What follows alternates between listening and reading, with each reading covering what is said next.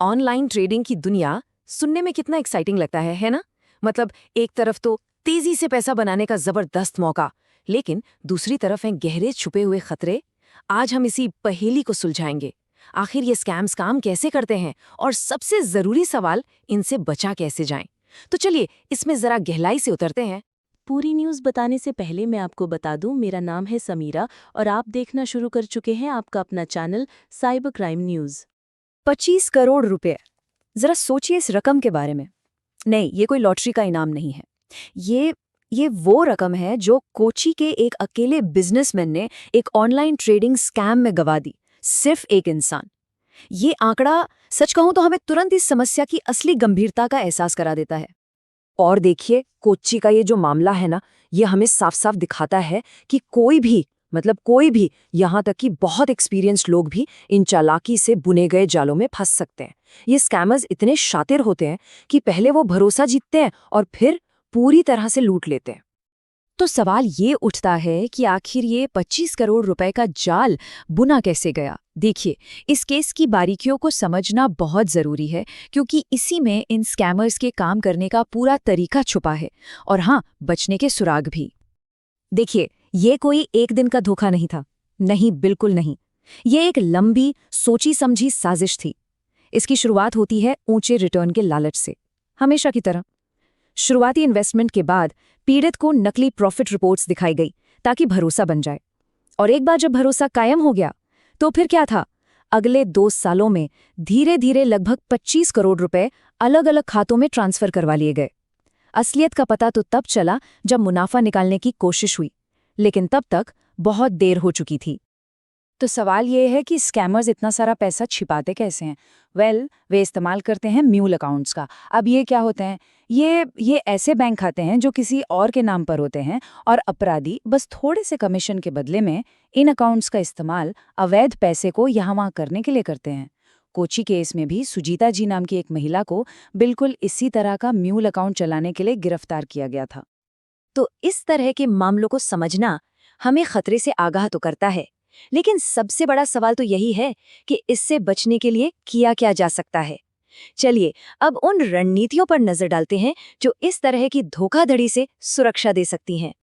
देखिए, असली और नकली प्लेटफॉर्म में फर्क करना ये पहला और सबसे अहम कदम है। जो असली प्लेटफॉर्म होते हैं वो हमेशा सेबी के साथ रजिस्टर्ड होंगे, यानी भारतीय प्रतिभूति और विनिमय बोर्ड। वो कभी भी अविश्वसनीय मुनाफे का वादा नहीं करेंगे। इसके बिल्कुल उलट नकली प्लेटफॉर्म अक्सर भारी मुनाफे का लालच देते हैं और पैसे निकालने में मुश्किलें खड़ी करते हैं। एक और बड़ी पहचान है ऐप का सोर्स। वेरिफाइड ऐप स्टोर का ही इस्तेमाल करना चाहिए, किसी भी अनजान लिंक का नहीं। सिर्फ प्लेटफॉर्म पहचानना ही काफी नहीं है। कुछ डिजिटल आदतें हैं जो सुरक्षा का एक और घेरा बनाती हैं, जैसे 2 फैक्टर ऑथेंटिकेशन। इसे हमेशा चालू रखना चाहिए। और ये तो बताने की जरूरत नहीं कि ओटीपी या पासवर्ड जैसी जानकारी पूरी तरह से निजी होती है। और हाँ, एक सबसे अहम सलाह, किसी भी नए प्लेटफॉर्म पे भरोसा करने से पहले एक छोटी सी रकम लगाकर पैसे निकालने की प्रक्रिया को जरूर परख लेना चाहिए। ये एक छोटा सा टेस्ट एक बहुत बड़े नुकसान से बचा सकता है। तो अब ये देखते हैं कि हमारा सिस्टम इन अपराधों से लड़ने के लिए कर क्या रहा है। मतलब टेक्नोलॉजी और हमारी लॉ इन्फोर्समेंट एजेंसियां मिलकर इन स्कैमर्स से कैसे निपटती हैं। पर्दे के पीछे बैंक और ट्रेडिंग प्लेटफॉर्म सुरक्षा के लिए कई कमाल की तकनीकें इस्तेमाल करते हैं, जैसे आर्टिफिशियल इंटेलिजेंस या एआई, जो असामान्य लेनदेन के पैटर्न को तुरंत पकड़ लेता है। फिर आता है 2 फैक्टर ऑथेंटिकेशन और बायोमेट्रिक्स। ये पक्का करते हैं कि अकाउंट तक सिर्फ सही व्यक्ति की ही पहुंच हो। और सबसे जरूरी, जो भी सेंसिटिव फाइनेंशियल डेटा होता है उसे एन्क्रिप्ट किया जाता है। मतलब उसे एक ऐसे कोड में बदल दिया जाता है जिसे हैकर्स के लिए पढ़ना नामुमकिन हो जाता है। और जब कोई अपराध रिपोर्ट होता है तो पुलिस एक तय प्रक्रिया का पालन करती है। सबसे पहले एफआईआर, इसके बाद आईपी एड्रेस और बैंक लेनदेन जैसे डिजिटल सुरागों को ट्रैक किया जाता है। अब क्योंकि ये गिरोह अक्सर कई राज्यों में फैले होते हैं, इसलिए अलग अलग राज्यों की पुलिस एक दूसरे के साथ कोऑर्डिनेट करती है। इसमें अक्सर केंद्र सरकार की I4C यानी Indian cyber crime coordination centre जैसी एजेंसियां भी मदद करती हैं। और आखिरकार साइबर फॉरेंसिक सबूतों के आधार पर गिरफ्तारी होती है। भगवान न करे, लेकिन अगर कोई धोखाधड़ी का शिकार हो ही जाए तो क्या करना चाहिए? ऐसे में घबराने की बजाय एक साफ और तुरंत एक्शन प्लान पर काम करना बेहद जरूरी है। अगर कोई धोखाधड़ी का शिकार हो जाता है तो 4 कदम हैं जो तुरंत उठाए जाने चाहिए।